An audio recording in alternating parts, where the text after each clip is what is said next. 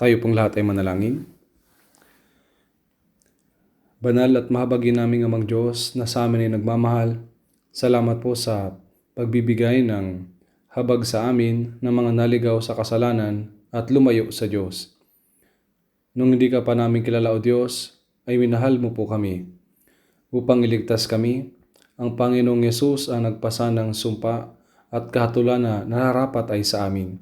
Nagpapasalamat po kami sa iyo dahil sa iyong dakilang biyaya. Sa pamamagitan ng mahalagang dugo na idinanak ng Panginoon, nilinis mo po ang aming mga kasalanan magpakailanman. Ginawa mo po ito upang hindi na kami kailanman muling tumanggap ng kahatulan at sumpa, at iniligtas mo kami nang walang anumang aming ginagawa. Kami na mga tinubos sa pamamagitan ng mahalagang dugo ng Panginoon ay nagkatipon dito ng sama-sama. Nagpapasalamat po kami dahil sa pinahintulutan mo po kaming magpuri sa iyong dakilang pag-ibig at biyaya, mag-aral ng iyong salita at magkaroon ng fellowship sa loob ng banal na kapulungan kasama ang Panginoon. Naniniwala po kami na ikaw Panginoon ay kasama namin ngayon. Pakiusap, tignan mo po ang bawat sa amin. Hawakan mo po kami sa pamamagitan ng iyong mahabagin at makapangyarihang kamay. Samahan mo po kami sa pamamagitan ng mas mahasaganang biyaya ng iyong salita at ng kapangyarihan ng Espiritu Santo. Sa natitira naming buhay, pakiusap, tulungan mo po kami na mabuhay ng tama para sa kalooban at kalawalhatian ng Diyos at para sa misyon ng pagpapalaganap ng Ebanghelyo na ipinagkatiwala mo po sa amin, Panginoon. Pakiusap, ingatan mo po ang lahat ng brothers at sisters sa buong mundo na nag-iingat ng kanilang pananampalataya at nangangaral ng Ebanghelyo sa gitna ng mga paghihirap.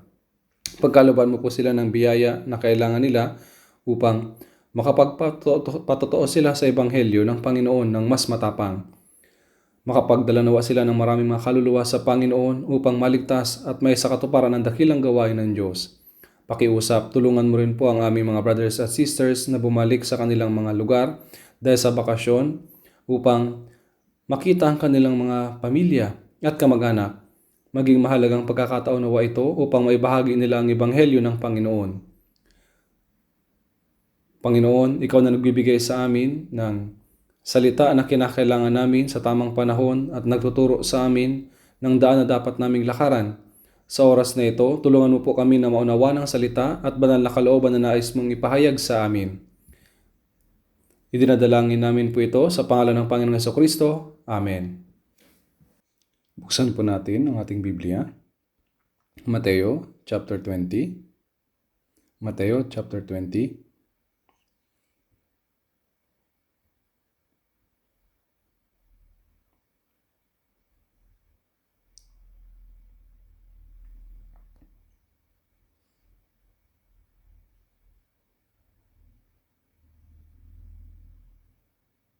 Mateo chapter 20, verse 1 hanggang verse 16. Babasahin ko po. Mateo 20, verse 1 hanggang 16. Babasahin ko po. Sapagkat ang kaharian ng langit ay tulad sa isang tao na pinuno ng sambahayan na maagang lumabas sa umaga upang umupa ng mga manggagawa para sa kanya ubasan. Matapos may pagkasundo sa mga manggagawa ng 1 denaryo sa isang araw, ay kanyang isinugo sila sa kanyang ubasan. At paglabas niya ng 3 oras, nakita niyang iba sa pamilihan na nakatayong walang ginagawa. At sinabi niya sa kanila, pumunta rin kayo sa ubasan, at anumang nararapat ay bibigay ko sa inyo, at pumunta sila. Paglabas niyang muli nang malapit na ang 6 na oras at 9, gayon din ang ginawa niya. At nang malapit na ang 11 oras, lumabas siya at nakakita siya ng iba pa na nakatayo. At sinabi niya sa kanila, bakit kayo nakatayo rito sa buong maghapon na walang ginagawa? Sinabi niya sa kanya, sapagkat walang umupa sa amin. Sinabi niya sa kanila, pumunta rin kayo sa ubasan. Nang magdadapit hapon na, sinabi ng Panginoon ng ubasan sa kanyang katiwala, tawagin mo ang mga manggagawa at bayaran mo sila ng mga upa mula sa mga nahuli hanggang sa mga nauna. Nang lumapit ang mga inupahan ng 11 oras, tumanggap ang bawat isa sa kanila ng 1 denaryo. At nang lumapit ang mga nauna, ang akala nila ay tatanggap sila ng mas malaking halaga. Ngunit tumanggap din ang bawat isa sa kanila ng 1 denaryo. At nang tanggapin nila ito ay nagreklamo sila sa pinuno ng sambahayan na nagsasabi, "Isang oras lamang nagtrabaho ang mga huling ito at pinantay mo sila sa amin na nagtiis ng hirap at nakakapasok init sa maghapon." Ngunit sumagot siya at sinabi sa isa sa kanila, "Kaibigan, hindi kita dinadaya. Hindi ba't nakipagkasundo ka sa akin sa 1 denaryo? Kunin mo ang para sa iyo at umalis ka na. Nais kong ibigay sa huling nagtrabaho ang kagaya ng ibinigay ko sa iyo. Ako ba ay hindi pinahintulutang gumawa ng nais ko sa mga bagay na pag-aari ko? O naiinggit ka ba sapagkat ako'y mabuti? Kaya't ang huli ay mauna at ang una ay mahuhuli." Hanggang dito po.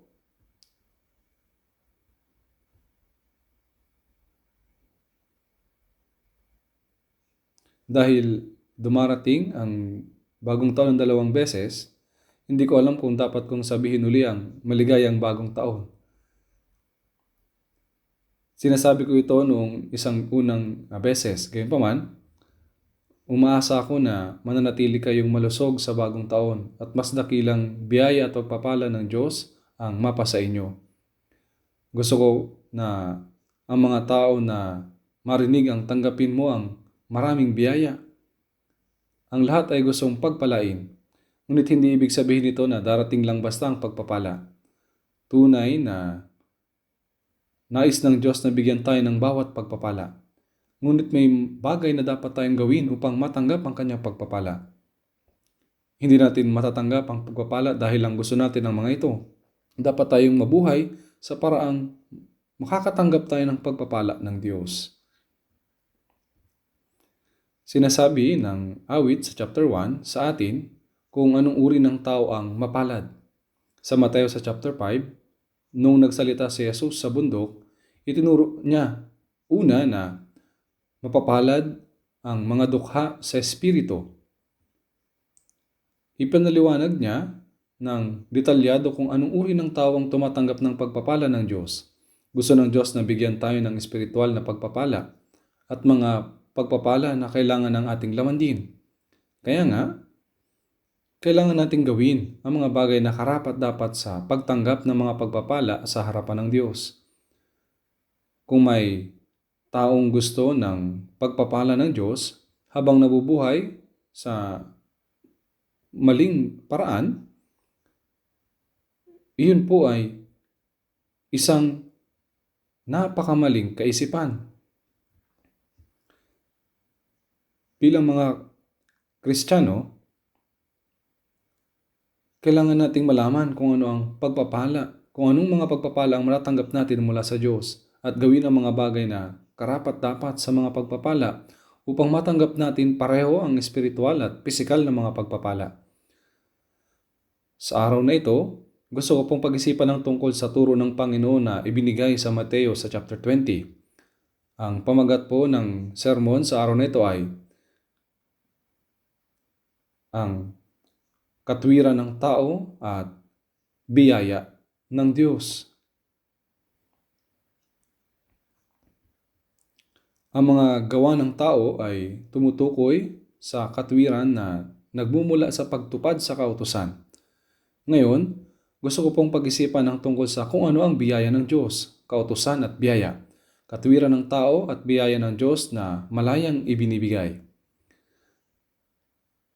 Madalas gamitin po ni Jesus ang mga talinghaga upang ituro ang mga mahalagang katotohanan ng Diyos. Gaya ng sinabi ko noong nakaraan, ibinigay ni Jesus ang maraming mga talinghaga. At dito sinabi niya,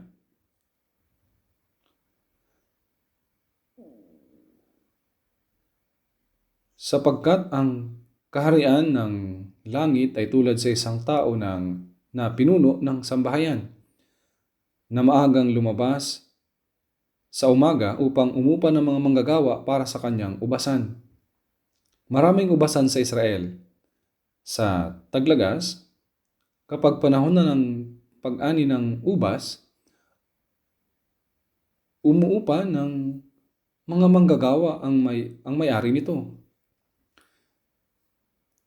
Gumamit si Jesus ng mga tunay na nangyari noong panahong iyon upang turuan tayo. Ginamit niya ang kwentong ito upang ipaliwanag kung ano ang biyaya ng Diyos sa pagliligtas sa mga makasalanan. Napakahalagang aral po nito. Kapag binasa nyo lang ito ng mabilis, parang ordinaryong kwento lamang po ito. Subalit, mayroong napakahalagang aral po dito. Kapag panahon ng pag-aani ng ubas, napakaabala at marami mga manggagawa ang kailangan. Kaya, maagang nagsisimula ang mga manggagawa sa ubasan, sa umaga. Ang mahalagang bagay dito ay ang oras.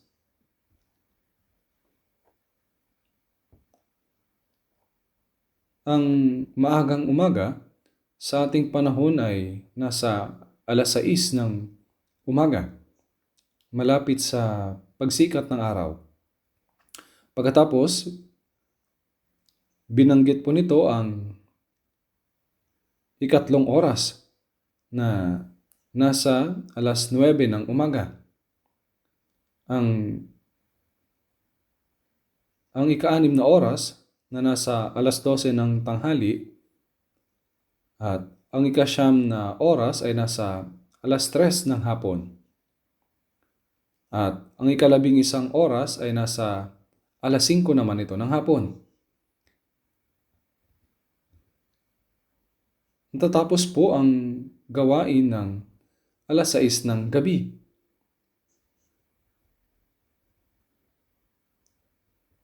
Kaya nga, mula 6:00 ng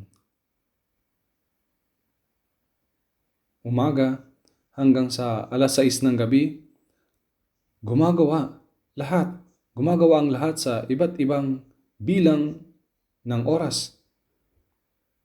Para sa taong maagang lumabas sa umaga, nakipagkasundo ang may-ari ng isang denaryo. Ang isang denaryo ay sinasabi po ito na isang araw na sahod para sa buong araw na pagtatrabaho ng isang tao. Kaya, nangako siya ng isang denaryo sa mga taong maagang nagtrabaho sa umaga. Tinawag niya ang mga manggagawa sa iba't ibang oras at isinugo sila sa ubasan.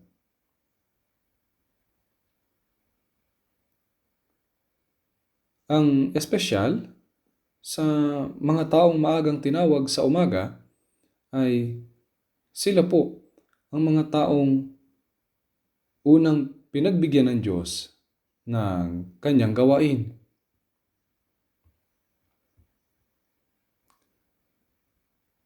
Sinasabi sa Juan sa chapter 15 verse 1, "Ako ang tunay na puno ng ubas at ang aking ama ang tagapag-alaga." Nakita rin natin sa Isaiah sa chapter 5 na ang Diyos ay inilarawan bilang siya na nagbubungkal ng ubasan. At ang bayan ng Israel ang ubasan. At sinasabi nito na ang Diyos ang may-ari ng ubasang iyon. Kapag tinitingnan natin ang Biblia, ang mga taong unang tinawag ay ito po ang bayan ng Israel.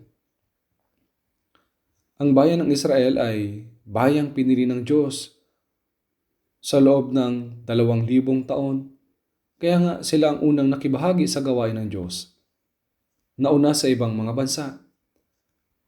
Ang unang pangako na ibinigay ng Diyos sa Israel ay ang kautusan, ang 10 utos, at ang maraming ibang kautusan. Ang prinsipyo ng kautusan ay ito: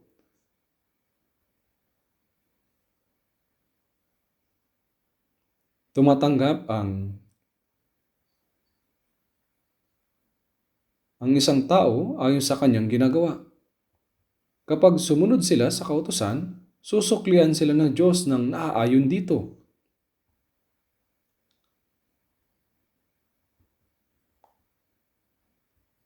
Kaya, Ang mga Israelita ay nagsisikap na tuparin ang kautusan at tumanggap sila ng kabayaran ayon sa kanilang pagsunod. Sa Deuteronomy 27:26, sumpain ang hindi sumasang-ayon sa mga salita ng kautusan ito upang gawin, at ang buong bayan ay magsasabi, Amen. Sa madaling salita, maging pagpapala o sumpa, ang kanilang gantimpala ay ibinibigay eksakto ayon sa kung tinubad o sinuway nila ang kautusan. Kaya nga, masasabi po natin na ang mga Israelita ay pangunahing nabuhay sa panahon ng kautusan. Sila po ay nabuhay sa panahon ng kautusan. Ngunit hindi po ganap o kompleto ang kautusan. Sa kasaysayan ng Israel, ipinakita ng Diyos kung ano ang tunay na kautusan. At ipinahayag na ang kaligtasan ay hindi nakakamit sa pamamagitan ng mga gawa ng kautusan o maitatag man ito ang isang tamang relasyon sa Diyos. Kaya nga, dumating si Jesus. Sinasabi ng kasulatan na kapantay ni Jesus ang Diyos. Sinasabi sa mga taga-Pilipos, chapter 2, verse 6, na siya, bagamat nasa anyo ng Diyos. Ang Diyos ay Diyos na may tatlong persona. Ang Ama, Anak, at Espiritu Santo. Ito po ay lampas sa pangunawa ng tao. Ngunit ang tatlong ito ay ang parehong Diyos. Si Jesus ay kapantay ng Diyos na tagapaglikha na naglalang ng lahat ng mga bagay. Kaya ipinagpatuloy pa sa Pilipos chapter 2 verse 6 hanggang 7 na siya, bagamat nasa anyo ng Diyos, ay hindi niya itinuring na isang bagay na dapat panghawakan ng pagiging kapantay ng Diyos, kundi hinubaran niya ang kanyang sarili at kinuha ang anyong alipin na naging katulad ng tao. Naging tao ang Diyos. Hindi lang basta tao si Jesus. Siya ang Diyos na naging tao. Pwede bang maging tao ang isang laman? Ang isang langgam? Imposible po. Ngunit kaya maging tao ng Diyos. Upang malutas ang napakalaking problema ng sangkatauhan, ang kasalanan, dumating si Jesus sa anyo ng tao upang lutasin ang kasalanan ng pagsuway sa salita ng Diyos. Ganap na tao siya, ngunit siya ay walang kasalanan. Sinasabi sa Isaiah sa 7 verse 14, narito, isang bere na maglilihi at manganganak ng isang lalaki. Siya ay isinilang bilang tao upang malutas ang mga problema ng sangkatauhan. Ngunit hindi siya bilang ina po ni Adan. Dahil kung gayon ay magiging isa siyang makasalanan. Hindi makapagliligtas ang isang makasalanan ng isa pang makasalanan.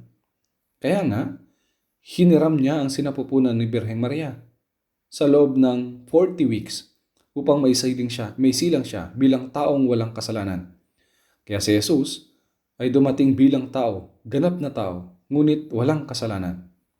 Isinilang tayo mga makasalanan, ngunit si Jesus ay isinilang na matuwid. Kailanman ay hindi siya nagkasala at ganap niyang tinupad ang kautusan ng Diyos para sa buong sangkatauhan. Siya na walang kasalanan ay kailangang pasanin ang mga kasalanan ng mga makasalanan at tanggapin ang kahatulan at sumpa ng Diyos.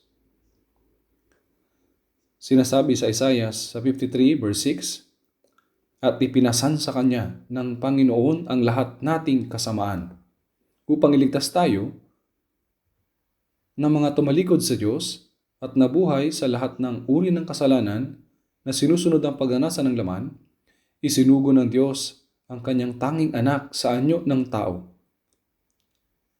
Lahat po tayo, kasama ka at ako, na mga iniwan ng Diyos at nagkasala, ipinasa ng ating mga kasalanan sa Kanya.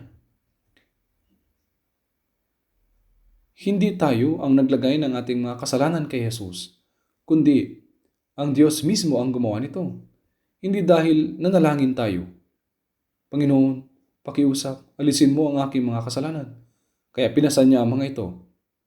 Sa halip, ginawa ito ng Diyos upang iligtas tayo. Kaya nga, ang isang tao, si Jesus ay pinasa ng lahat ng mga kasalanan ng lahat ng mga tao. Kaya nga ipinahayag ni Juan at pagbautismo sa Juan 1 verse 29, narito ang kordero ng Diyos na nag-aalis ng kasalanan ng sanlibutan.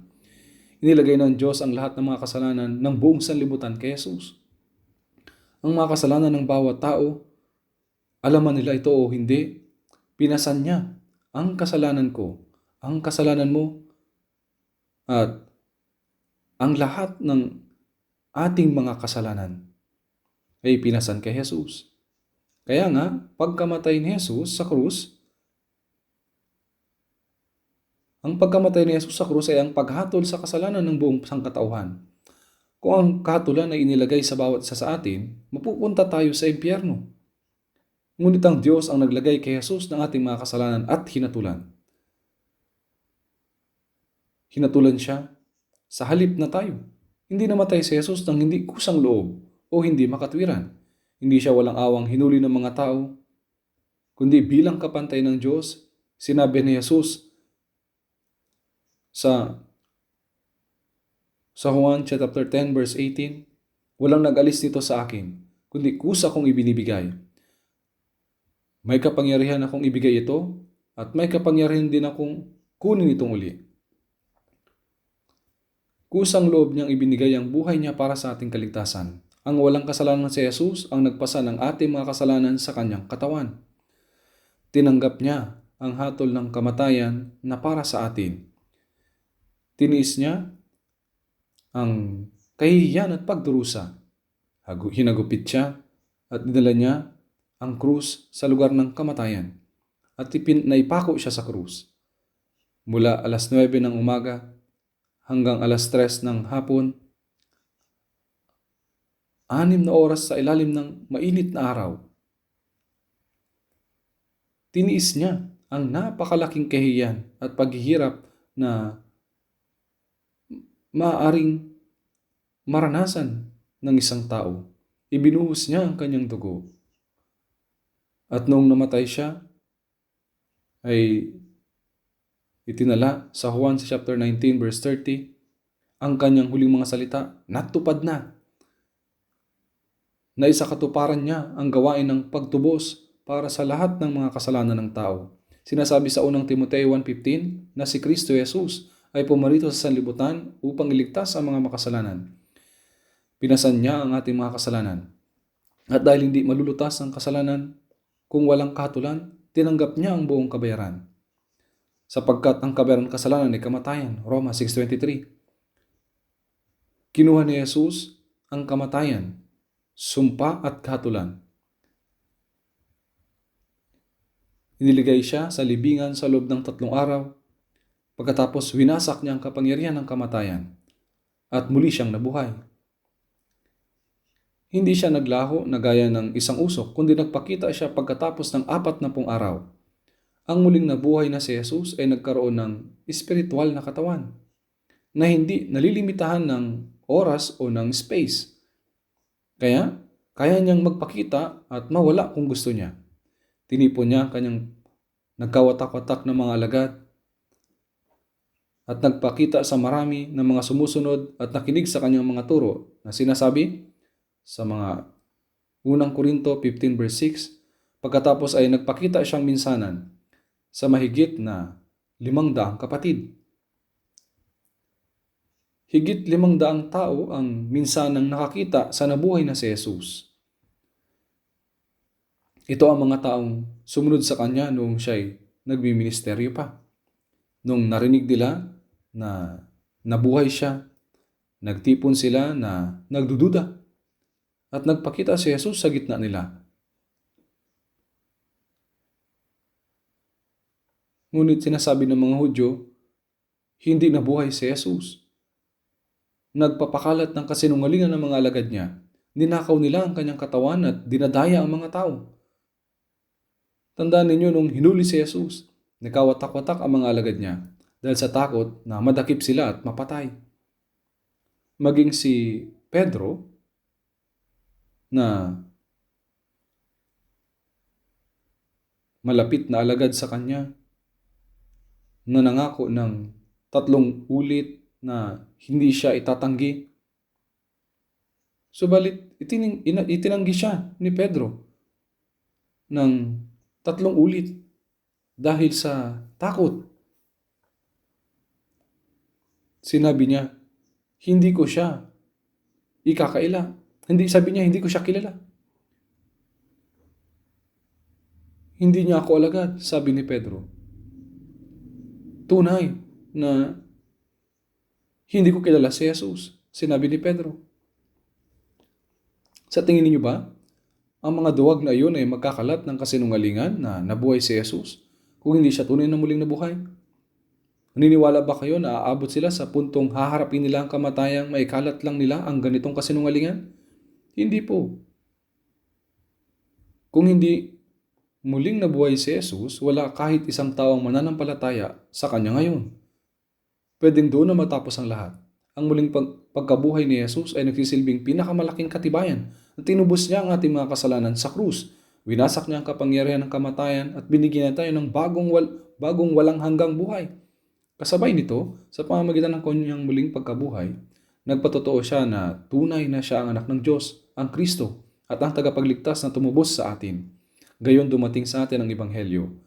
Pinapahintulutan tayong maunawaan ang biyaya ng Diyos at matanggap ang kaligtasan sa pamamagitan ng pananampalataya.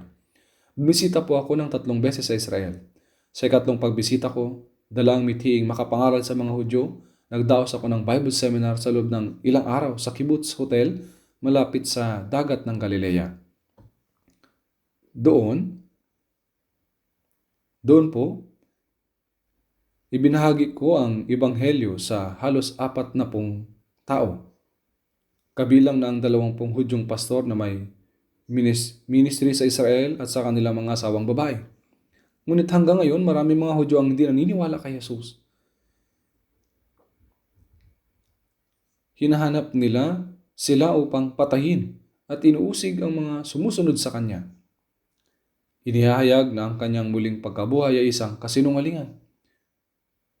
Ngunit si Jesus ay muling nabuhay. Siya ay buhay. Sinabi sa mga Gawa 1:3, buhay siyang nagpakita sa kanila sa pamamagitan ng maraming mga katunayan. Nagpakita siya sa kanila sa loob ng 40 araw at nagsalita ng mga bagay tungkol sa kaharian ng Diyos. Kalaunan, sa harap ng maraming mga saksi, dinala siya sa itaas ng langit mula sa bundok ng mga olibo. Sa tuwing bibisita ako sa Israel, umaakyat ako sa bundok ng mga olibo.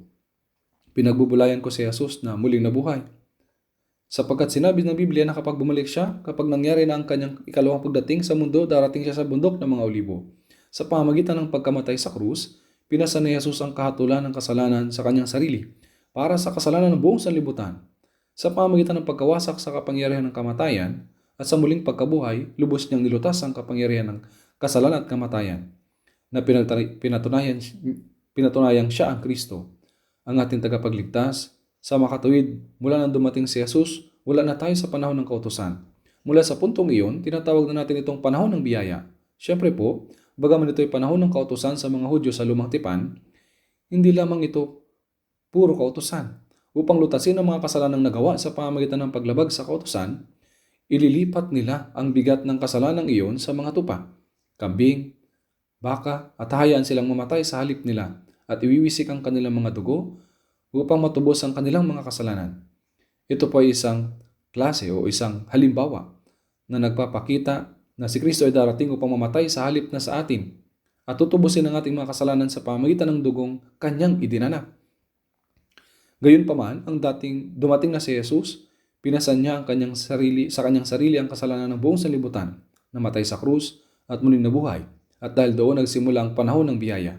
Ang panahon ng biyaya sa loob ng halos 2,000 taon, nasa ilalim ng panahon ng kautusan ang mga Israelita. Ngunit hindi ito ngayon panahon ng kautusan. Ito ang panahon ng biyaya. Ang salitang panahon ng biyaya ay nangangahulugang ang kaligtasan ay hindi na isa sa katuparan sa pamamagitan ng pagtupad sa kautusan. Sa halip, ito ay isang panahon kung saan natanggap natin ang kaligtasan sa pamamagitan ng pagkaunawa at mananampalataya sa walang bayad na ibinigay ng Diyos. Ngunit hanggang ngayon, hindi lamang sa mga Hudyo, maging sa maraming mga Kristiyano, mayroon pa rin naniniwala na maliligtas sila kung magsisikap sila o kung gumawa sila ng anumang bagay sa sarili nila. Inisip nila na ang pagsisikap ay pananampalataya. Kaya tinanong ko ang mga Kristiyanong ito, nananampalataya ba kayo? At sumugot sila. Pumupunta ako, tinatanong ko sila ulit, nananampalataya ba kayo? Pumupunta ako. Saan kayo pumupunta? Tinanong ko sila. Sinabi nila, pumupunta ako sa church. Sinabi ko sa kanila, hindi ko tinatanong kung pumupunta kayo sa church o hindi. Tinatanong ko kung nananampalataya ba kayo? Pagkatapos ay sumagot sila. Kung pumupunta ako sa church, hindi ba't ibig sabihin niyon ay nananampalataya ako? Inisip nila na ang pagpunta sa church ay pananampalataya. At ang pagsisikap ay pananampalataya. Kung gayon, paano naman ang pumupunta sa church ngunit huminto? Ibig bang sabihin ay nananampalataya sila noon ngunit hindi na ngayon? Hindi po. Ibig sabihin lang nito, huminto lang sila sa pagpunta sa church. Inisip ng ibang tao na kapag nakadalo sila sa morning prayer, palaging naroon tuwing Lord's Day, nagbibigay ng offering at naglilingkod ng maayos. Sa madaling salita, pinagsisikapan nilang gawin ng mabuti ang lahat ng bagay. Sila ay mananampalataya. Gaya ng mga Hudyo noong panahon ng kautusan, iniisip nila na magiging matuwid sila sa harap ng Diyos sa pamamagitan ng maayos na pagsunod sa kautusan. Maraming mga Kristiyano ngayon na may parehong pag-iisip. Alam ko ang bagay na ito dahil nabuhay ako ng ganitong buhay ng halos 10 taon bago ako naligtas. Kaya, sinusubukan ng mga tao na idagdag ang kanilang mga gawa sa biyaya ng Diyos. Sinasabi nila na nananampalataya rin sila sa biyaya ng Diyos. Ngunit iniisip nila na makakapasok sila sa langit sa pamamagitan ng pagdagdag sa sarili nilang gawa na ginawa ni Jesus. Ito ay isang napakaseryosong maling kaisipan. Ang ihayag ng mabuting gawa ng tao ay dapat ihalo sa biyaya ni Jesus. Ito mismo ang sinasabi ng Biblia na ibang ebanghelyo. Ibang ebanghelyo. Tingnan po natin saglit sa Galatia chapter 1. Galatia chapter 1.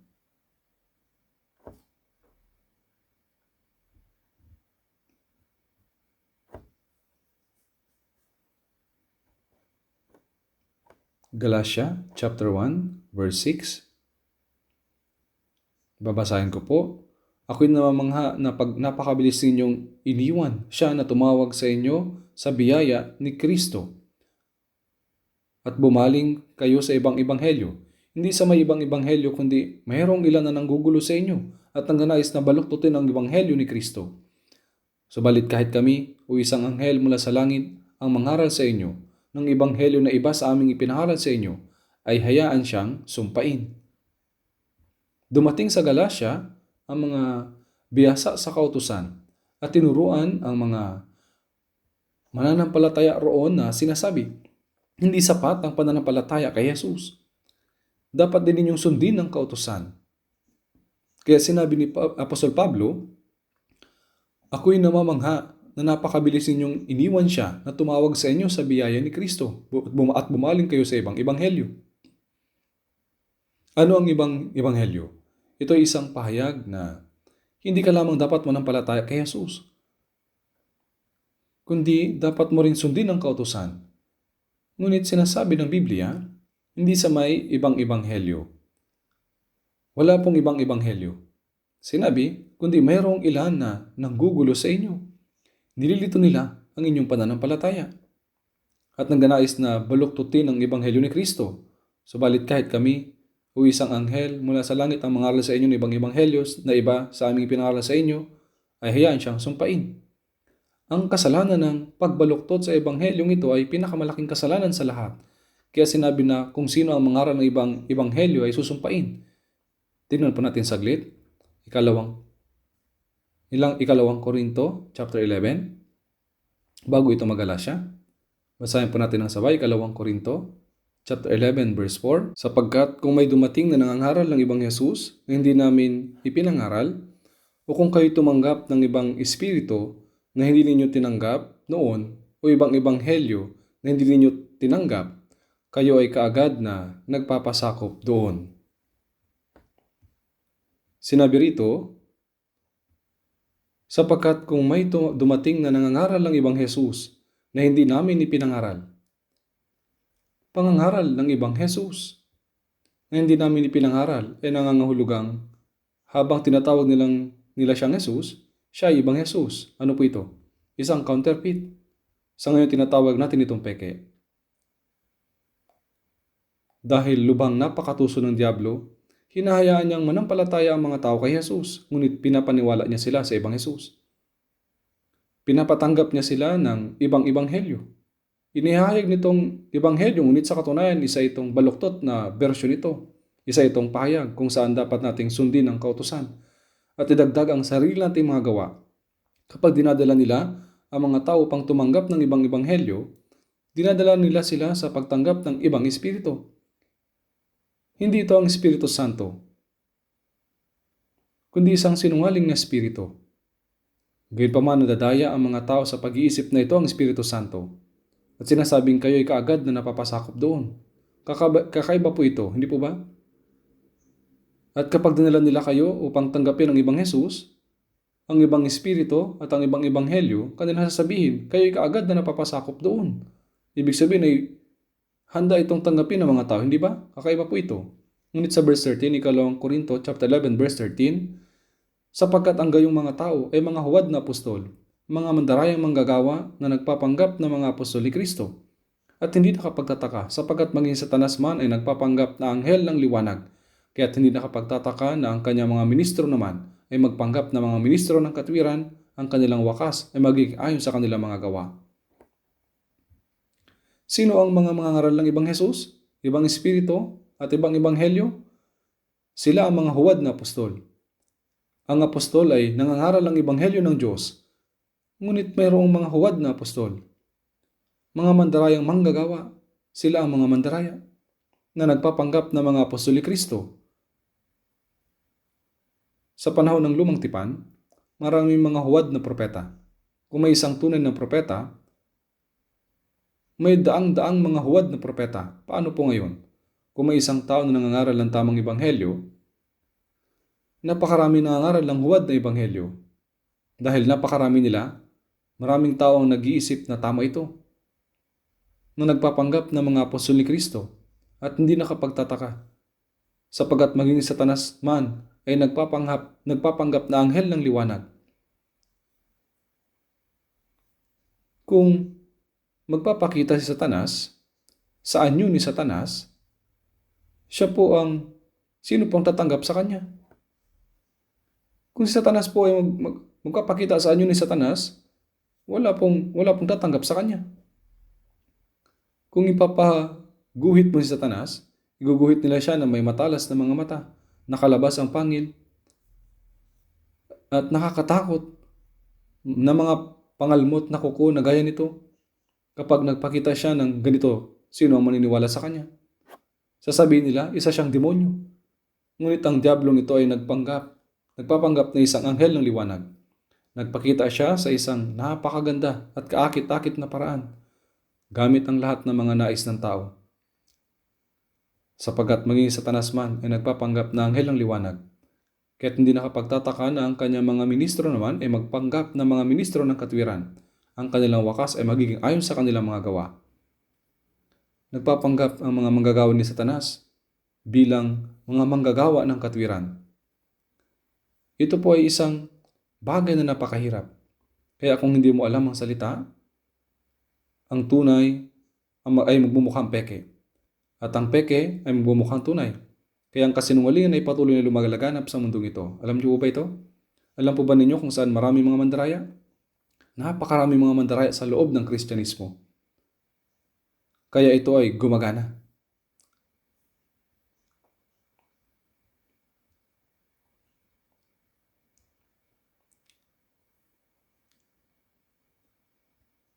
Tingnan po natin saglit sa mga gawa, chapter 15. Mga gawa, chapter 15. Mga Gawa, chapter 15, verse 1. May ilang taon ang dumating mula sa Judea na nagtuturo sa mga kapatid. Maliban na kayo'y tuliin ayon sa kaugalian ni Moises, hindi kayo maliligtas. Pagkatapos na magkaroon sina Pablo at Bernabe ng hindi maliit na pakikipagtalo at pakikipagsalungatan sa kanila, sina Pablo at Bernabe, ang ilan sa iba pa, ay natasang pumunta sa Jerusalem upang talakayan ang suliranan ito sa mga apostol at sa matatanda. Maging sa panahon ng mga apostol, noong panahon ng unang mga iglesia, may mga kakaibang taong dumating. Sinabi nila na hindi sapat naman ng palataya lamang kay Jesus upang maligtas, kundi ang isang tao ay dapat ring tuliin ayon sa kautusan ni Moises, at ang isang tao ay dapat sumunod din sa kautusan.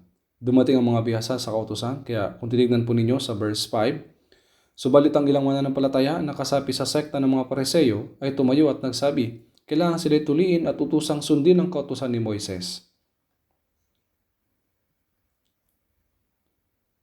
Nagsimula ito sa unang iglesia. Ang pagtutuli ay isang bagay na pag-aari ng bayan ng Israel sa lumang tipan. Ngunit sa bagong tipan, kapag isang tao ay pipanganak na muli, siya ay tumanggap ng espiritual na pagtutuli. Ngunit sinasabi nila, kailangan sila ituloy na tusang sundin ang kautusan ni Moises. Nilalagay ang pamatok ng kautusan sa kanila at sinasabi sa kanila na sundin ang kautusan. Kaya ito ay naging isang malaking usapin at kalaunan ng mga apostol at ang matatanda ay nagtitipon-tipon sa Jerusalem at pinag-usapan ito. At napagtanto nila na mali ang sinasabi ng mga legalista at tuluyan nilang inayos ang usapin. At bukod sa kung ano ang tiyak na kinakailangan para sa mga ligtas mula sa mga hintil, tulad ng pagkain ng dugo, pagkain ng mga bagay na inihandog sa mga Diyos-Diyosan, o ang paggawa ng sexual na immoralidad, ang pinakamahalagang mga bagay na ito. Bukod sa mga ito ay walang espesyal na pasanin na dapat ay ibigay sa mga hintil. Kaya't kung ito ay napagpasyahan ng mali noong unang panahong iyon, magkakaroon ng sitwasyon kung saan kailangan din nating magpatuli at sumunod sa kautusan. Ngunit mabuti na lang, nalutas ng mga apostol ang buong issue. Kaya ginagawa ng dyablo ang mga bagay na ito upang sirain ang ebanghelyong ito. Ngayon, pinag-uusapan natin ang tungkol sa pagpapadala ng mga manggagawa sa ubasan at ang dahilan kung bakit ang usapin ng kautusan ay lumabas habang pinag-uusapan iyon ay dahil iyon po ang mahalagang punto. Ang nagtrabaho mula sa madaling araw at ang dumating sa kalagitnaan ng araw, ngunit ang pinakamahalaga ay ang dumating ng maaga at ang dumating bago lumubog ang araw. Ang 11 oras ay 5:00 ng hapon. Matatapos ito ng 6:00 ng hapon. Ang huling dumating bago lumubog ang araw. Ito po ay 1 oras lang nagtrabaho ang taong iyon. Pagkatapos ay sumapit ang gabi. Natapos ang trabaho at oras na para ibigay ang upa. Kaya't nag-utos ang Panginoon ng ubasan, ang mga huling dumating ay nagtrabaho lamang ng 1 oras. Kakapasok lang nila at nanatili hanggang sa lumubog ang araw. At binigyan niya sila ng 1 denaryo. At ang huling dumating ay tumanggap din ng 1 denaryo. Silang lahat ay tumanggap ng 1 denaryo. At ang nagtrabaho mula sa madaling araw ay tumanggap din ng 1 denaryo. Kaya't nang ang huling dumating ay binigyan ng 1 denaryo, ang nagtrabaho mula sa madaling araw ay nakita ito at naisip niya, ang binigyan niya ang taong iyon ng 1 denaryo. Bibigyan niya tayo ng 10 denaryo. Hindi ba niya tayo bibigyan ng ilang denaryo pa? Ngunit tumanggap din sila ng 1 denaryo. Kaya lumabas ang mga reklamo. Kadalasan, kapag ang sahod ay binibigay sa mga manggagawa, nakaugalian na unang pinapasahod ang mga nauna. Ngunit hindi yun ginagawa ng Panginoon ng ubasan. Una niyang binayaran ang mga huling dumating. At sa di inaasahang paraan, binigyan niya ng 1 denaryo kahit na ang nagtrabaho lamang ng 1 oras. Ang nagtrabaho ng 5 oras ay tumanggap din ng 1 denaryo. Lahat sila. Ang dumating mula sa madaling araw ay nakatanggap din ng 1 denaryo. Kaya't ang taong dumating mula madaling araw at nagtrabaho ay hindi napigil na magreklamo. Amo, hindi ito patas. Buong araw kami nagtiis sa init, nagpagal at nagpakahirap at bibigyan mo ng 1 denaryo kahit ang mga huling dumating at nagtrabaho lamang ng 1 oras? Bakit 1 denaryo lang din ang natanggap namin? Hindi ba dapat tumanggap kami ng higit pa? Sabi nila. Ano ang sinabi ng Panginoon ng ubasan? Kaibigan, hindi kita dinadaya. Hindi ba't nakipagkasundo ka sa akin sa 1 denaryo? Kunin mo ang para sa iyo at umalis ka na. Nais kong ibigay sa huling nagtrabaho ang kagaya ng ibinigay ko sa iyo. Sa salita natin ngayon, desisyon ko ito. Ako ay hindi pinapahintulutang gumawa ng nais ko sa mga bagay na pag-aari ko. O nainggit ka ba sapagkat ako'y mabuti? Sinaway niya siya ng husto. Sinabi niya na wala siyang ginagawang mali. Dahil napagkasunduan nila ang 1 denaryo. Ngayon, ang dahilan kung bakit sinasabi ng Panginoon ang talinhagang ito, paano naman ang nagtrabaho mula madaling araw? Natanggap niya ang kanyang upa. Natanggap niya ang gantimpala para sa kanyang ginawa. Tama po yan. Ang huling dumating ay nagtrabaho lamang ng 1 oras. Ang ika-11 oras ay 5:00 ng hapon. At dahil magtatapos ito ng 6:00 ng hapon, 1 oras lang ang trabaho niya. Walang ipinangako sa kanila kung magkano ang kanilang matatanggap. Maging sa mga dumating sa kalagitnaan ng araw, sinabi niya, ibibigay ko sa inyo ang nararapat. Pumunta ka lang at magtrabaho. Ang dumating ng madaling araw ay tumanggap ng upa ng kanyang pinaghirapan. At panghuli, bandang ika-11 oras, iyon ay 5:00 ng hapon. Ang huling dumating ang issue. Nakatanggap siya ng 1 denaryo nang hindi talaga nagtrabaho. Hindi yun upa. Ang 1 denaryo na ibinigay sa mga huling dumating ay hindi bayad sa trabaho. Hindi ito isang gantimpala para sa paggawa. At kung ang lalaking iyon ay umuwi na lang, siya, ang kanyang asawa, ang kanyang pamilya, at ang kanyang mga anak, lahat sila ay magugutom. Sila ang mga taong nabubuhay ayon sa kung ano lang ang kinikita sa bawat araw. Tingnan po natin sa Mateo chapter 20. Basahin po natin mula sa verse 6.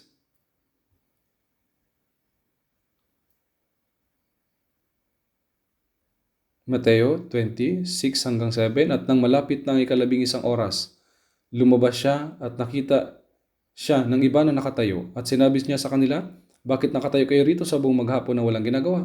Sinabi niya sa kanila, sapagkat walang umupa sa amin. Sinabi niya sa kanila, pumunta rin kayo sa ubasan. Ito ang tinatawag natin na labor market. Tama? Ang mga taong kailangan ng manggagawa ay pumupunta at inuupahan sila. Ngunit bakit ang mga taong ito ay nakatayo doon buong araw nang walang ginagawa? Maaaring noong nakita sila, naisip nila, malamang hindi sila magtatrabaho ng maayos. Kaya siguro walang umupa sa kanila. Sinabi nila sa kanya, sapagkat walang umupa sa amin. Sinabi niya sa kanila, pumunta rin kayo sa ubasan. Pansinin niyo dito, hindi man lang niya binanggit kung magkano ang ibabayad niya sa kanila. Nang magdatapit hapon na, sinabi ng Panginoon ng ubasan sa kanyang katiwala, tawagin mo ang mga manggagawa at bayaran mo sila ng mga upa mula sa mga nahuli hanggang sa mga nauna. Nung lumapit ang inupahan ng 11 oras, tumanggap ang bawat isa sa kanila ng 1 denaryo. At nang lumapit ang mga nauna, ang akala nila ay tatanggap sila ng mas malaking halaga, ngunit tumanggap din ang bawat isa sa kanila ng 1 denaryo. At nang tanggapin nila, ito ay nagreklamo sila sa pinuno ng sambahayan. Nagsasabi, 1 oras lamang nagtrabaho ang mga huling ito at pinantay mo sila sa amin na nagtiis ng hirap at nakakapasok init maghapon. Opo, totoo yun. Totoo talaga yun.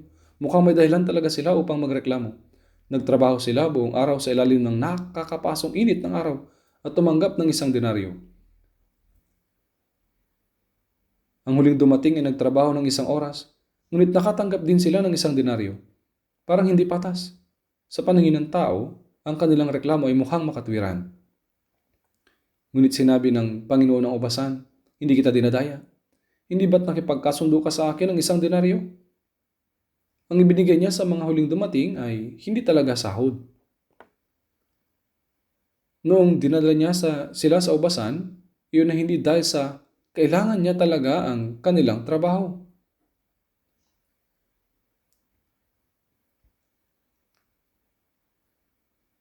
Iyon po ay dahil nakaramdam siya ng awa para sa kanila. Kinakailangan niyang bigyan sila ng upa upang sila at ang kanilang mga pamilya ay makakain. 1 denaryo.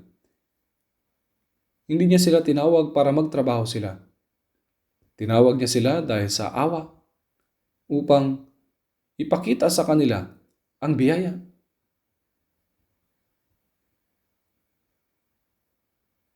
Kaya, ipinapaliwanag sa atin ng talatang ito kung ano ang biyaya at kung ano ang kautusan. Ang ibig sabihin ng kautusan ay nagsusumikap ka at tumatanggap ng bayad ayon sa iyong kinita. Ngunit ang ibig sabihin ng biyaya ay malayang pagtanggap ng hindi mo pinaghirapan. Ang pagtanggap nito ay sa pamamagitan ng biyaya ng Diyos. Kaya,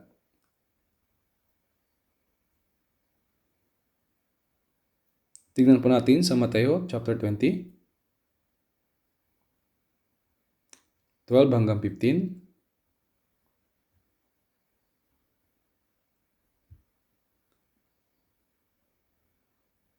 Na nagsasabi, 1 oras lamang nagtrabaho ang mga huling ito at ipinantay mo sila sa amin na nagtiis ng hirap at nakakapasong init sa maghapon. Ngunit sumagot siya at sinabi sa isa sa kanila, kaibigan, hindi kita dinadaya. Hindi ba't nakipagkasundo ka sa akin sa 1 denaryo? Kunin mo para sa iyo at umalis ka na. Nais kong ibigay sa huling nagtrabaho ang kagaya ng ibinigay ko sa iyo. Ako ba ay hindi pinapahintulutang gumawa ng nais ko sa mga bagay na pag-aari ko? O naiinggit ka ba sapagat ako'y mabuti? Una niyang binayaran ang mga huling dumating at pinakitaan sila ng mas malaking biyaya. Para sa mga naunang dumating, hindi iyon biyaya. Tinanggap lang nila ang kanilang kita sa kanilang paggawa. Ngayon, bakit sinabi niya ang talinhagang ito? Ito ay tungkol sa usapin ng ating kaligtasan.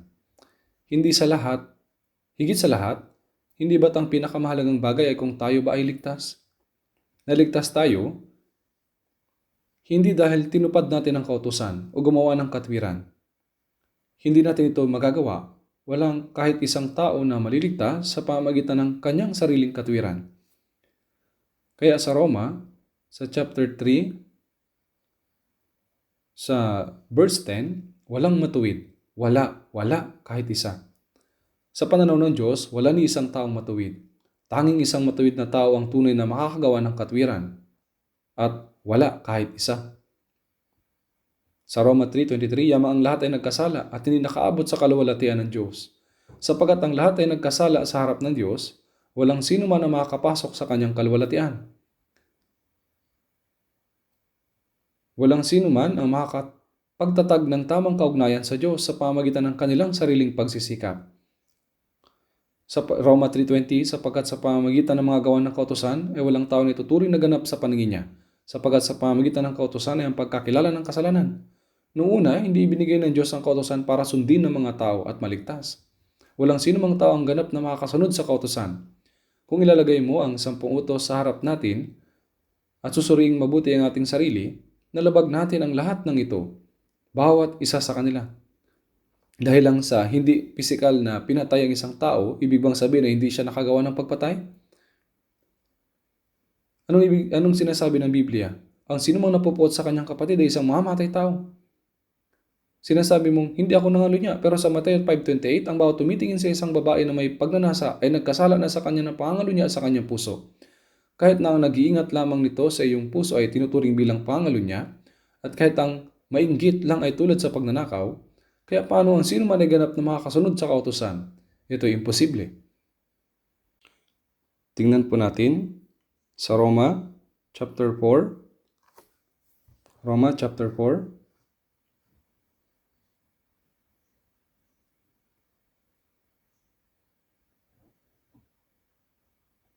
Roma chapter 4, verse 4. Babasahin ko po. Ngayon, sa gumagawa, ang kabayaran ay hindi tinuturing na biyaya, kundi siyang talagang narapat. Ngunit sa kanya na hindi gumagawa, kundi sumasampalataya sa kanya na maaaring ganap sa masamang tao, ang kanyang pananampalataya ay tinuturing na katwiran. Gaya naman na sinasabi ni David tungkol sa pagiging mapalad ng tao na ituturing ng Diyos na matuwid na hiwalay sa gawa. Mapapalad ang mga pinatatawad sa kanilang masamang gawa at ang mga tinakpan ng kanilang mga kasalanan. Mapalad ang tao na hindi ibibilang laban sa kanya ng Panginoon ang kasalanan.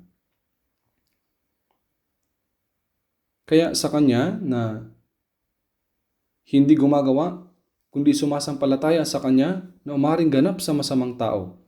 Hindi tayo gumawa ni isang matuwid na gawa. Tayo ay mga makasalanan. Gayunpaman, ipinahayag ng Diyos ang mga makasalanan bilang matuwid. Ang sumasampalataya ay binibilang na matuwid. Nung tayo ay nagtiwala sa biyaya ni Jesus, na siya ang namatay sa krus at nagdanak ng kanyang dugo para mapatawad ang ating mga kasalanan, itinuring ng Diyos ang pananampalatayang ito bilang katwiran. Hindi tayo maaaring ganap sa pamamagitan ng ating mga gawa. Kaya sa Roma, sa chapter 3 verse 21, subalit ngayon ay pinahahayag ang pagiging matuwid ng Diyos na hiwalay sa kautusan. Ipinahayag ng Diyos na ang pagiging matuwid ay hindi sa pagsunod sa kautusan. Tayo ay naging matuwid sa pananampalataya sa biyaya ng Diyos. Kaya sinasabi tungkol sa pagiging pinagpala ni David bilang isang taong itunuring ng Diyos na matuwid na hiwalay sa mga gawa. Tayo ay ginawang matuwid na walang ginagawang anuman. Meron ba tayong ginawa? Perpekto ba natin sinunod ang kautusan? Hindi po. Hindi lang niya pinatawad ang ating mga kasalanan, kundi pinahayag rin tayong matuwid. Ang pananampalatayang naniniwala sa biyaya na nagpatawad sa ating mga kasalanan ay binibilang na katwiran. Gaya ng tao na huling dumating at nagtrabaho ng 1 oras, hindi talaga yun pagtatrabaho. Ang dinaryong natanggap niya ay ganap na regalo ng biyaya. Iyon ay ang pag-ibig at mahabaging biyaya ng kanyang amo. Paano kung pinalis na lang siya? Pinalis na lang niya ang taong iyon. Paano ang pamilya niya? Sila ay magugutom. Kaya nga, nagpakita ng pag-ibig at biyaya ang amo. Tingnan po natin sa Efeso sa chapter 2. Efeso chapter 2.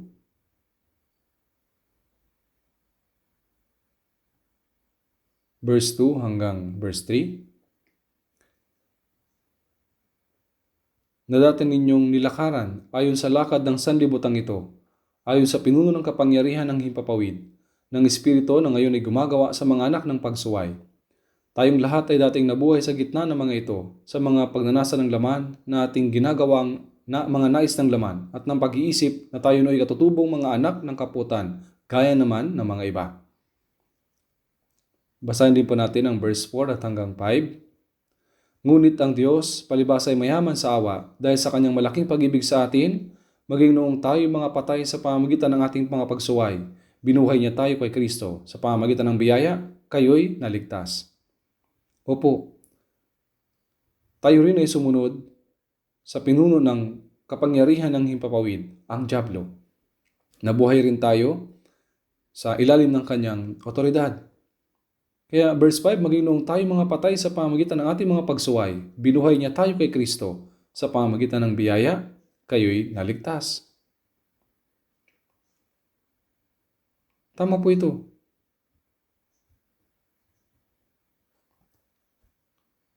Ano bang mayroon tayo upang maging karapat-dapat na ipahayag na matuwid sa harap ng Diyos? Walang anuman. Ang mayroon lang tayo ay kasalanan.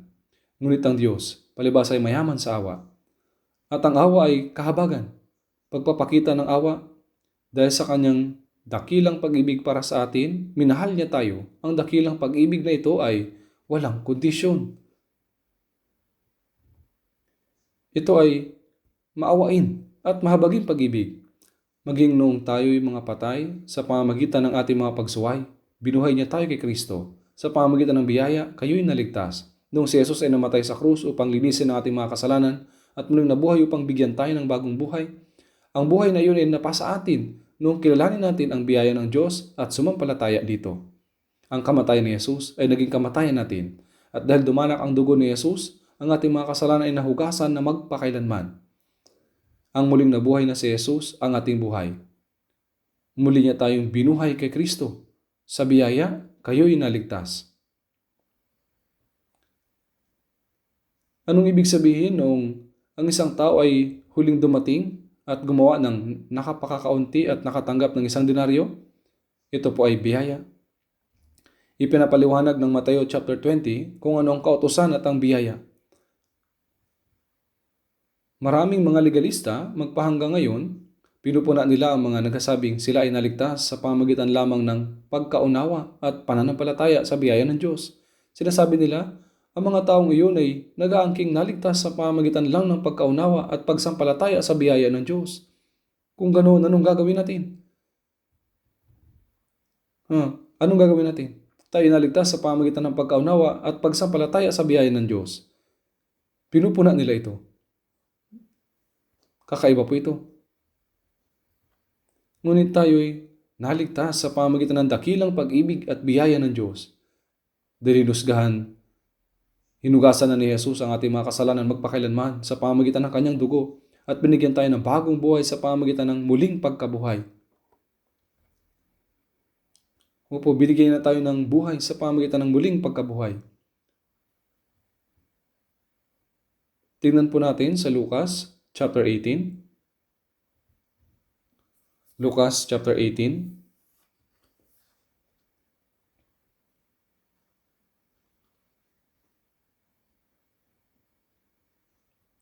Lucas chapter 18.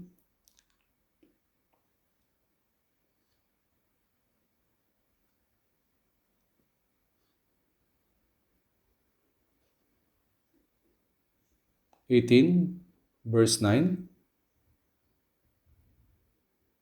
Lucas chapter 18 verse 9. Isinalaysay rin niya ang talinhagang ito sa ilan na nagtitiwala sa kanilang sarili na sila'y matutuwid at hinahamak ang iba. 2 lalaki ang pumunta sa templo upang manalangin. Ang isa'y pareseyo at ang isa'y maniningil ng buwis.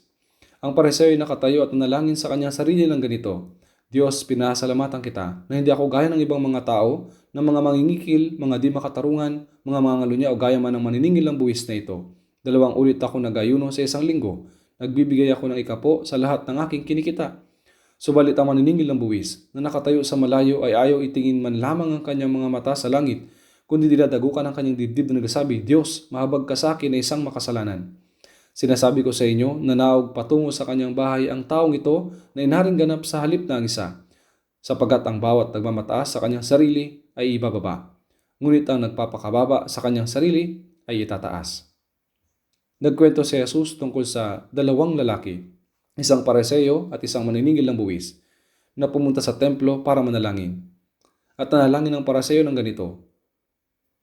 Ganito ang mga kamay at nakatingala sa langit. Sinabi niya, 2 ulit ako nag-aayuno sa isang linggo. Nagbibigay ako ng ikapo sa lahat ng aking kinikita. Diyos, pinasalamatan kita na hindi ako gaya ng ibang mga tao, ng mga mangingikil, mga di mga katarungan, mga mangalunya o gaya man ng maniningil ng buwis na ito. Nakakamanga, di po ba? At ang taong ito ay hindi nagsisinungaling. Ginawa niya talaga ang bagay na ito. Subalit, ang maniningil ng buwis na nakatayo sa malayo, na ayaw itingin man lamang ang kanyang mga mata na sa langit, kundi dinadagukan ang kanyang dibdib, na nagsasabi, Diyos, mahabag ka sa akin na isang makasalanan. Ngunit sinong inaring ganap? Opo, ang maniningil ng buwis. Ang maniningil ng buwis ay nangongolekta ng buwis at nagnanakaw ng ilang bahagi para sa kanya. Itinuring ng mga tao ang mga maniningil ng buwis katulad ng mga makasalanan at mga bayarang babae. Ang maniningil ng buwis ay dumating na dinadagukan ng kanyang dibdib na sinasabi, Diyos, mahabag ka sa akin na isang makasalanan. At sinabi ng Diyos, ang maniningil ng buwis ay matuwid. Kung ganoon, mayroon bang mali dito? Ang Pariseo ang matuwid, kaya papaanong naging matuwid ang maniningil ng buwis? Ang Pariseo ay lumapit sa Diyos na nagtitiwala sa kanyang mga sariling gawa. Tama po? Alam po ninyo, sa kanyang sariling katwiran, siya ay nag-ayuno 2 beses sa isang linggo para sa Diyos. Kahit na siya ay magutom, siya ay palagi nag-iikapo, tumutulong sa mga dukha at hindi gumagawa ng masamang bagay. Ito po ay napakaganda. Ngunit, siya ay lumapit sa Diyos na nagtitiwala sa kanyang mga sariling gawa.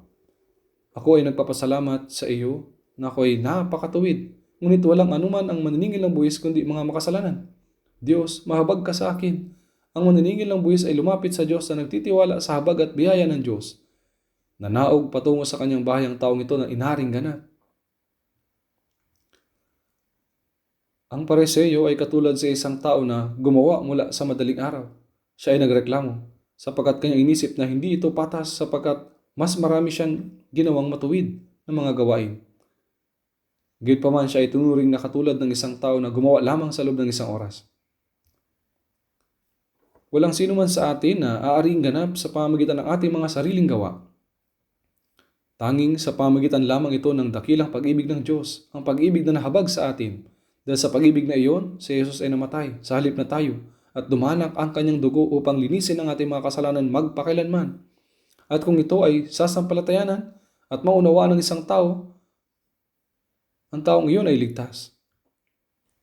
Kaya malinaw na ipinakita ng Panginoon ang pagkakaiba sa pagitan ng mga taong nais aring ganap sa pamamagitan ng pagsunod sa kautusan at ng kanilang sariling mga gawa at sa mga taong naligtas sa pamamagitan ng pananampalataya sa biyaya ng Diyos. Sa Lucas sa chapter 15, mayroon pong isang alibugang anak na kinuha ang kanyang bahagi mula sa mga ari-arian ng kanyang ama at inilustay ito, lahat. Pagkatapos niyang gugulin lahat, dumating ang tagutom at wala siya makain.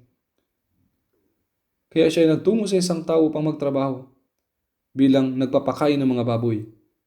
Hindi niya man lamang makain ang mga pinagbalatan ng kinakain ng mga baboy.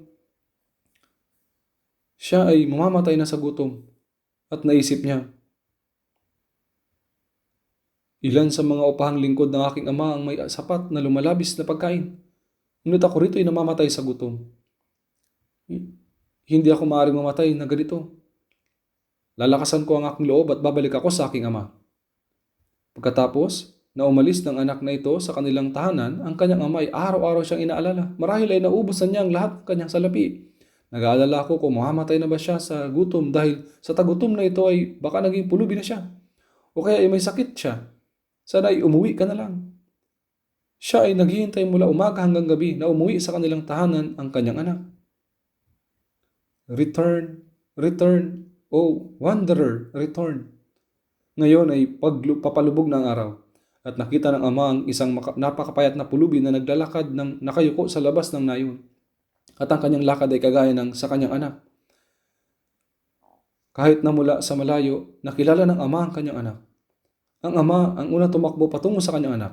Sinasabi na ang ama ang unang tumakbo patungo sa kanya. Sinabi ng anak sa kanyang ama, Ama, malaking pagkakamali ang ginawa ko. Ama, nagkasala ako laban sa langit at sa iyo. Hindi na ako karapat dapat na tawagin anak mo. Gawin mo ako na tulad ng iyong upahang alipin. Siya ay humiling na ituring siya bilang isang upahang alipin. Sinabi ng ama, ano? Ikaw ang anak ko. Ikaw ang aking anak. Dali ninyo rito ang pinakamagandang kasuotan at isuot ninyo sa kanya. Lagyan ninyo ng singsing ang kanyang daliri at mga sandalyas ang kanyang mga paa. at kunin ninyo ang pinatabang guya at patayin ito, at tayo kumain at magdiwang. Sapagkat ang anak kong ito ay patay na at muling nabuhay, siya ay nawala at natagpuan. Hinagka ng ama ang kanyang anak at siya ay nagpakasaya. Ang libugang anak, ngunit pagkatapos ano ang nangyari? Ang panganay na anak ay pauwi mula sa kanyang pagtatrabaho sa bukid at narinig ang tugtugan at sayawan mula sa bahay. Anong ingay ito? Dumating ang kapatid mo at pinatay ng iyong ama ang pinatabang guya dahil sa siya ay tinanggap niyang ligtas at malusog. Ang panganay na kapatid ay nagalit. Ayaw niyang umuwi sa kanilang bahay. Paano nangyari ang ganitong bagay? Lumabas ang kanyang ama at sinabi, "Anak, halika. Pumasok ka. Ang iyong kapatid ay namatay, ngunit siya ay nabuhay ngayon. Kaya narapat lamang na tayo ay magsaya. Ngunit ano ang sinabi ng panganay na kapatid? Hindi ako pupunta. Tingnan mo, maraming taon na akong naglingkod sa iyo at kailanman hindi ako sumuway sa iyong utos. Gayon man ay hindi mo binigyan ng kailanman ng kahit isang batang kambing upang makipagsaya sa aking mga kaibigan. Subalit nang dumating ang anak mong ito at nalumustay ng iyong kabuhayan sa masasamang babae, pinapatay mo pa siya ng pinatabang guya. Ano po ang pag-ugali ng panganay na kapatid?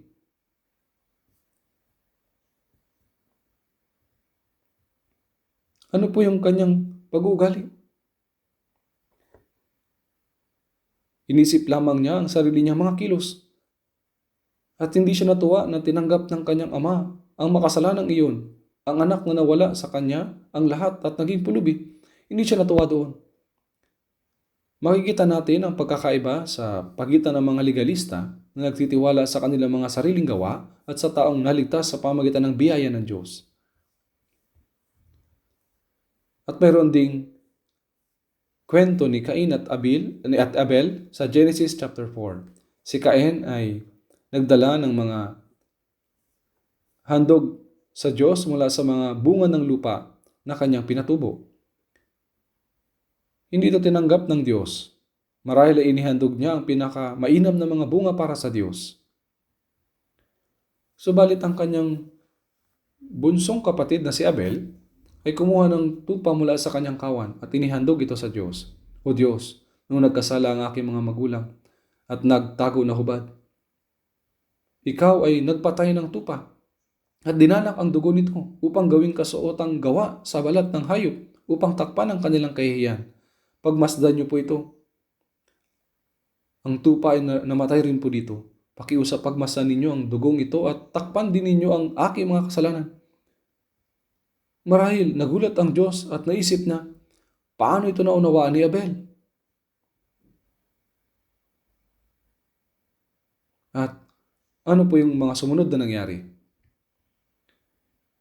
Si Cain, ang panganay na kapatid, nagalit si Cain at tinampas ang kanyang kapatid sa pamamagitan ng bato hanggang sa ito ay mamatay. Siya ang naging pinakaunang mamamatay tao. Sumunod po si Esau at si Jacob. Si Esau ang panganay na kapatid. Siya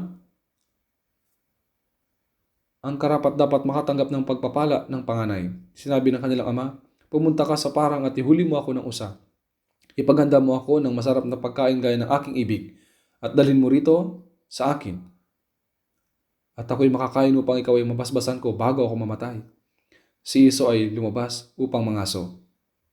Nalaman ito ng ina at ang ina ay nasa panig ni Jacob. Si Jacob ay pumupunta minsan sa kusina. Sinisindihan ng apoy at nagluluto ng lugaw para sa kanya. Kaya sinabi ng kanyang ina,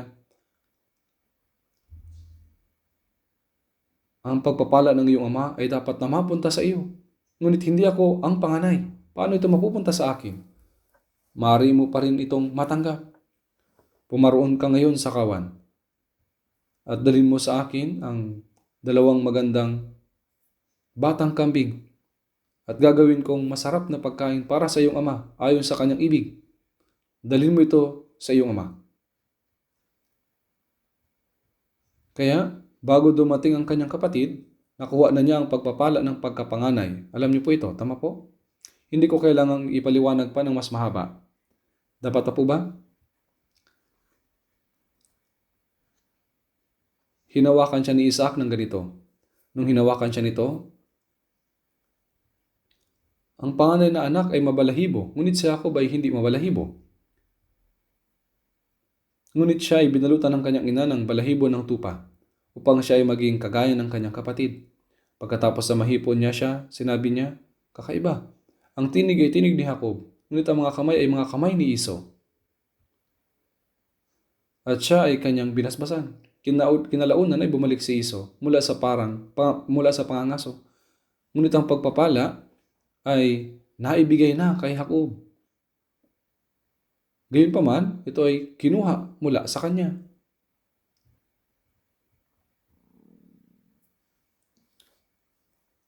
Tinanggap ni Jacob ang pagpapala dahil sa pag-ibig at alaga ng kanyang ina. Si Esau ay sinubukang tumanggap ng pagpapala mula sa kanyang pangangaso.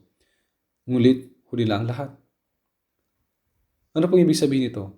Lahat ay parehas lang ang mensahe. May mga taong naligtas sa pamagitan ng biyaya ng Diyos at may mga sumusubok na tumanggap ng biyaya ng Diyos sa pamagitan ng sarili nilang gawa. Ngayon,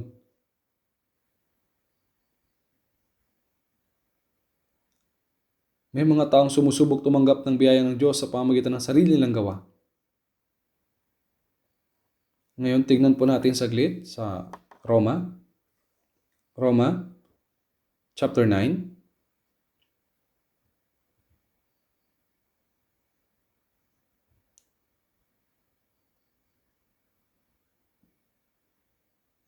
Roma chapter 9 verse 30.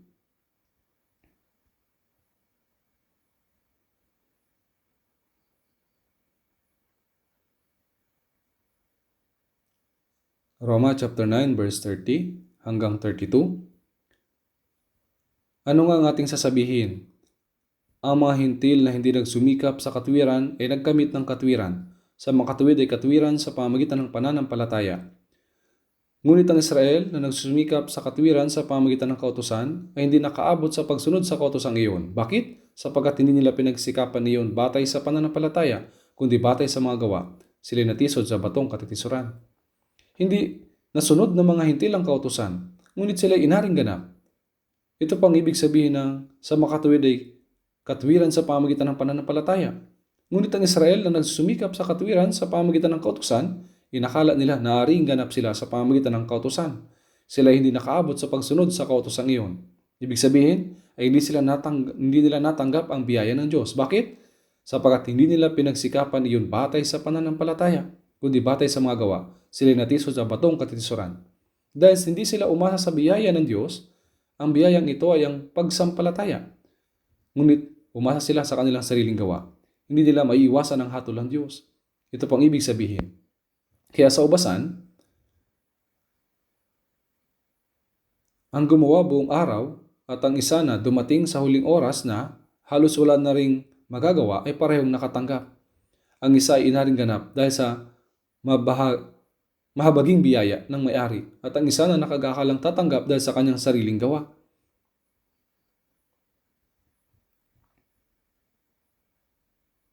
Ipinaliwanag nito kung ano ang gawa ng tao. Ano ang ibig sabihin ng pagsunod sa kautusan at ano ang biyaya ng Diyos?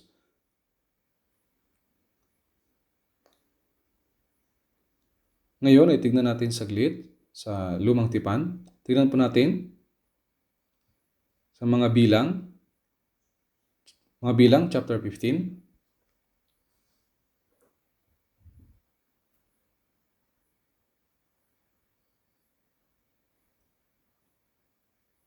Bilang chapter 15 verse 32. Basahin po natin mula verse 32. Mula verse 32 hanggang verse 36. Samantalang ang mga anak ni Israel ay nasa ilang, nakakita sila ng isang lalaking namumulot ng kahoy sa araw ng Sabat.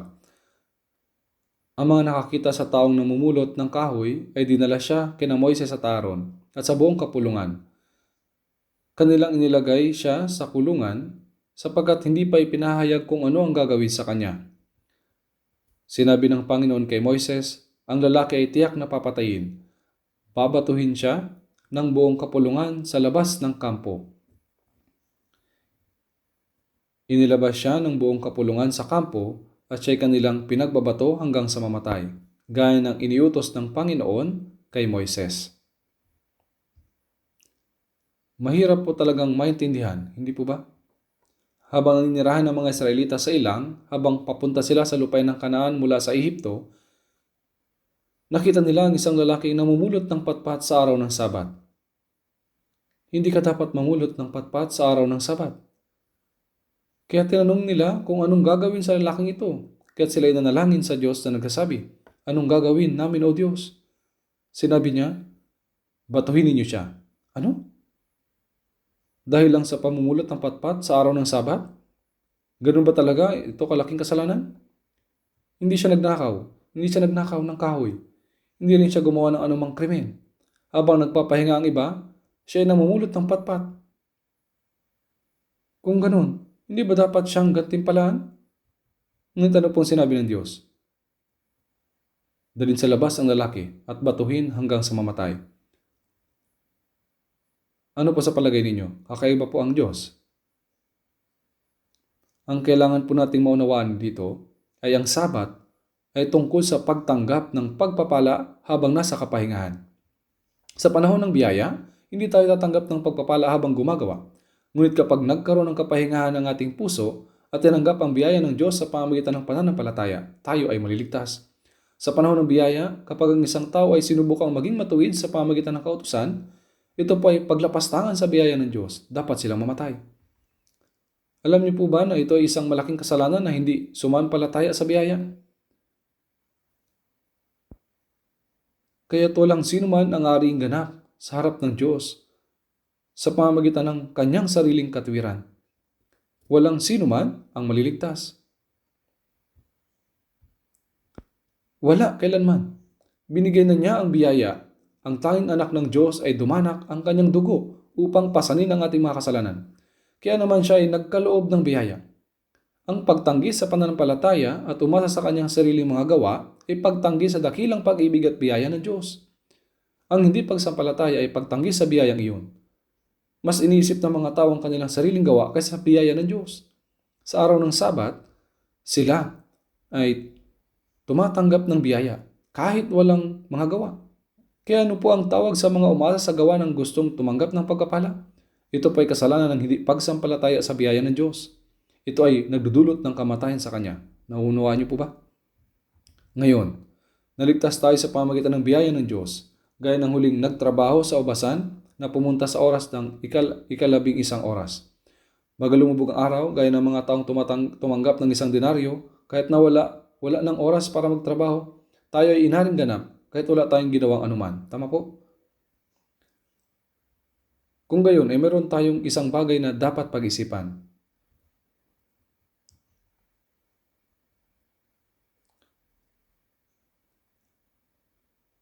Ano po ang mga gawa na ang ginagawa ng mga taong nagnanais sa ring ganap sa pamamagitan ng gawa?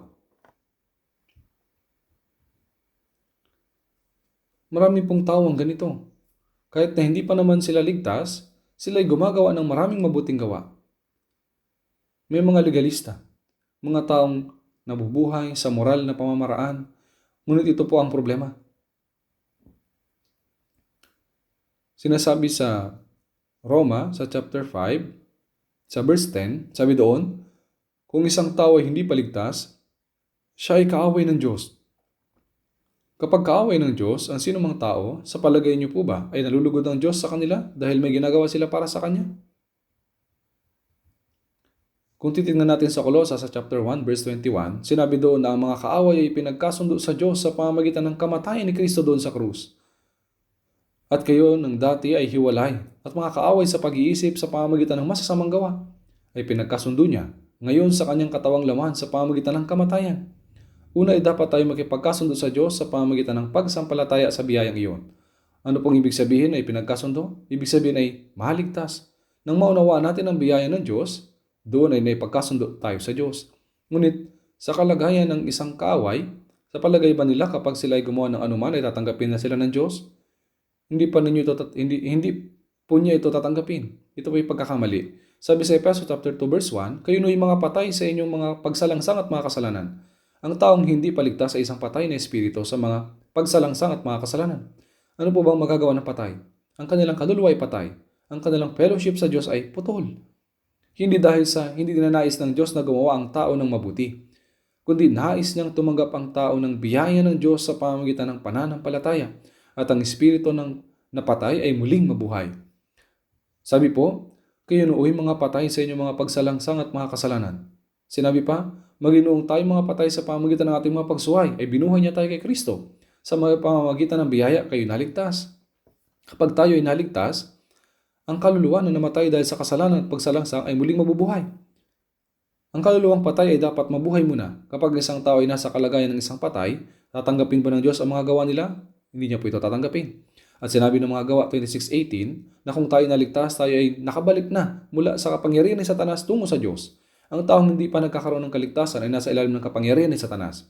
Ano ang magagawa ng isang tao para sa Diyos kung siya ay pagmamayari ni Satanas? Sa palagay niyo ba ay natutuwa ang Diyos dito? Matutuwa ba ang Diyos kahit na ang ginagawa niya ay mukhang mabuti? Maging ang mga gawang iyon ay puno ng pagkukunwari. Kagaya ng sinabi sa Galatia 3:11, ngayon ay maliwanag na walang sino mang inaaring ganap sa harapan ng Diyos sa pamamagitan ng kautusan. Kaya sa Job chapter 35 verse 8, ang iyong kasamaan ay nakakapinsala sa ibang gaya mo at ang iyong katwiran ay sa ibang mga tao. Kahit gaano pa kadaming kabutihan ang gawin ng isang tao, kung hindi naman siya ligtas, hindi ito nakakalugod sa harapan ng Diyos. Yung mga kabutihan ay tao lang ang makikinabang at hindi ang Diyos. Kung ganoon, anong ibig sabihin para sa isang matuwid na tao ang pagsanay sa katwiran? 2 Korinto 5:14, nang isa ay namatay para sa lahat, kaya't ang lahat ay namatay. Si Jesus ang isang tao ay namatay para sa lahat. At sa verse 15, siya ay namatay para sa lahat, upang ang mga nabubuhay ay huwag nang mabuhay pa para sa kanilang sarili, kundi para sa Kanya, na alang-alang sa kanila ay namatay at muling nabuhay. Bakit namatay ang isa para sa lahat? Dahil ang Panginoon ay namatay sa halip na tayo. Sila na mga nakaunawa dito, mga naligtas sa pamamagitan ng kamatayan ni Jesus, ngayon ay nabubuhay. Huwag nang mabuhay pa para sa kanilang sarili, kundi para sa Kanya, na alang-alang sa kanila ay namatay at muling nabuhay. Ang mabubuting gawa ng naniligtas ay magkaiba sa mga hindi ligtas, dahil namatay ang Panginoon at iniligtas tayo. Tayo ngayon ay maaaring nang mamatay para sa Panginoon. Roma 14:7-8, walang sino man sa atin ang nabubuhay sa kanyang sarili, at walang sino mang namamatay sa kanyang sarili. Kung nabubuhay tayo, sa Panginoon tayo nabubuhay. At kung namamatay tayo, sa Panginoon tayo namamatay. Kaya't mabuhay man tayo mamatay, tayo sa Panginoon. Ito po yung nakalagay sa Roma 14:7-8.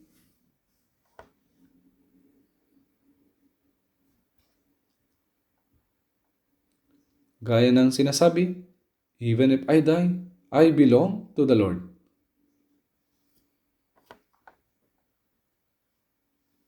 Gaya ng sinasabi, kung nabubuhay tayo, sa Panginoon tayo nabubuhay. O kung namamatay tayo, sa Panginoon tayo namamatay. Kaya't mabuhay man tayo mamatay, tayo sa Panginoon. Ito po ang buhay ng isang Kristiyano. Ito ang itsura ng pagkaraniwang buhay Kristiyano. Silang mga nakahandang mamatay para sa Panginoon, ang tunay na makakapamuhay para sa Panginoon. At silang nabubuhay para sa Panginoon ay may karapatang mamatay para sa Panginoon. Ang ating kaluluwa at katawan ay hindi na sa atin. 1 Korinto 6:19-20, kayo ay hindi na sa inyong sarili, sapagkat kayo binili sa isang halaga, kaya't tuwalatin ninyo ng inyong katawan ng Diyos. Dahil ang ating kaluluwa at katawan ay hindi sa atin, wala tayong karapatang mabuhay para sa ating sarili, at walang kalayaang mamatay para sa ating sarili. Kaya nabubuhay tayo, sa Panginoon tayo nabubuhay. O kung namamatay tayo, sa Panginoon tayo namamatay. Kaya't nabuhay man tayo o mamatay, tayo sa Panginoon. Lahat ay para sa kaluwalhatian ng Diyos. Ang ganitong paraan ng pamumuhay, ang pangkaraniwan para sa lahat ng mga Kristiyano. Kaya sinabi po sa Galatia 2:20, ako'y pinakong kasama ni Kristo, at hindi na ako nabubuhay kundi si Kristo ang nabubuhay sa akin. Dahil si Kristo ang nabubuhay sa atin, kung ganoon, ay sino ang Panginoon ng buhay natin? Walang iba kundi ang Panginoon. Tayo ay dapat na mamuhay ng ayon sa kalooban at pagnanais ng Panginoon. At kung kalooban na ng Panginoon na tayo ay tutungo na sa Kanya, kaya sinasabi, mabuhay man o mamatay, tayo ay sa Panginoon.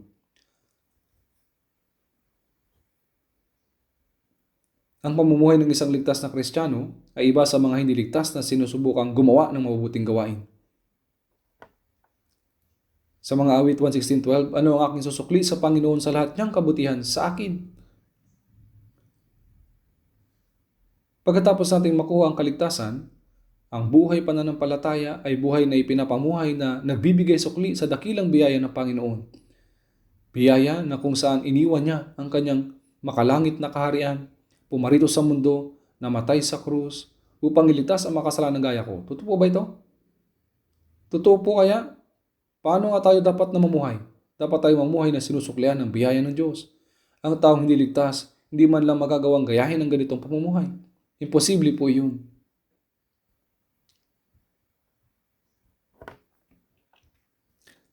Sinasabi po sa Filipos chapter 2 verse 13, sapagkat Diyos ang gumagawa sa inyo maging sa pagnanais at sa paggawa para sa kanyang mabuting kalooban. Ang Diyos ay kumikilos sa kanila na naligtas. Tayo ay nabubuhay para sa layunin na nakakalugod sa Diyos. At ang mga bagay na ninais ng Diyos ay nagiging ating pagnanais. Hindi sa napipilitan tayong gawin ang mga bagay na di natin gusto, kundi tayo ay nabubuhay ng may puso na nagnanais gawin ng kalooban ng Diyos. Ang Espiritu Santo ang kumikilos sa ating mga puso at ginagawa tayong maunawaan ng kalooban ng Diyos. Nagbibigay sa atin ng pagnanais na magawa ang kalooban niya at magbibigay ng lakas para sa magawa ito. Ito ang buhay pananampalataya. Ang taong hindi ligtas ay hindi magagawa ang ganito. Gaano man niya subukang gawin. Ni wala siyang pagnanais na gawin ito.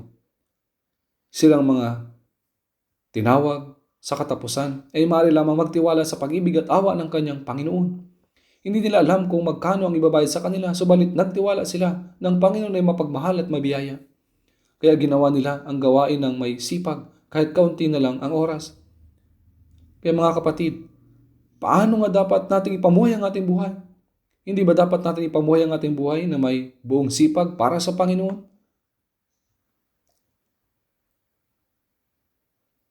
Kung titingnan natin,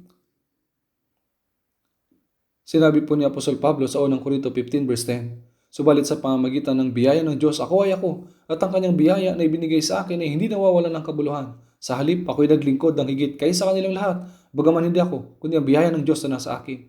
Pinatotohanan niya na ang lahat ay hindi lamang sa biyaya ng Diyos. Kapag pinagtiisan ko ang biyaya ng Diyos, kahit na ako ay mamatay ng 100 ulit, hindi ko mababayaran ng biyaya. Kaya wala akong anumang dapat ipagmalaki.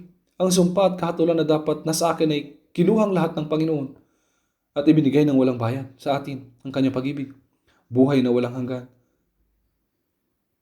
at pag-asang makapasok sa langit. Nakatanggap tayo ng kaligtasan ng walang anumang sariling gawa at pag-asa sa langit dahil sa lamang sa biyaya. Ngayon, paano dapat tayo mamuhay? Dapat tayo mabuhay sa natitira nating buhay na ginagawa ang ating makakaya ayon sa kalooban ng Panginoon para sa kaluwalhatian ng Diyos na sa atin po ay nagligtas.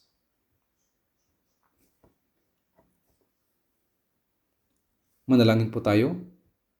Mahabagin naming Amang Diyos na sa langit, nagpapasalamat po kami sa iyong dakilang biyaya, sa iyong habag sa amin at pag-ibig, na noong kami ay malayo sa iyo, na lumalakad sa kasalanan at naging mga kaaway mo, dahil sa aming mga gawang masama, kinuha ng Panginoon ng sumpa at katulan na narapat ay sa amin, at sa pamamagitan ng iyong mahalagang dugo ay pinatawad mo ang aming mga kasalanan magpakailanman, at niligtas kami nang wala anumang aming gawa. Kaya't nagpapasalamat po kami sa dakilang biyaya na ito. Ngayon ang aming kaluluwa at katawan ay sa iyo. Kaya pakiusap pamuno at gabayan mo po kami sa natitira naming buhay upang makapamuhay kami para sa lamang sa iyong kalooban at kaluwalhatian. Dinadalangin namin ang lahat ng ito sa pangalan ng Panginoon Hesukristo. Amen.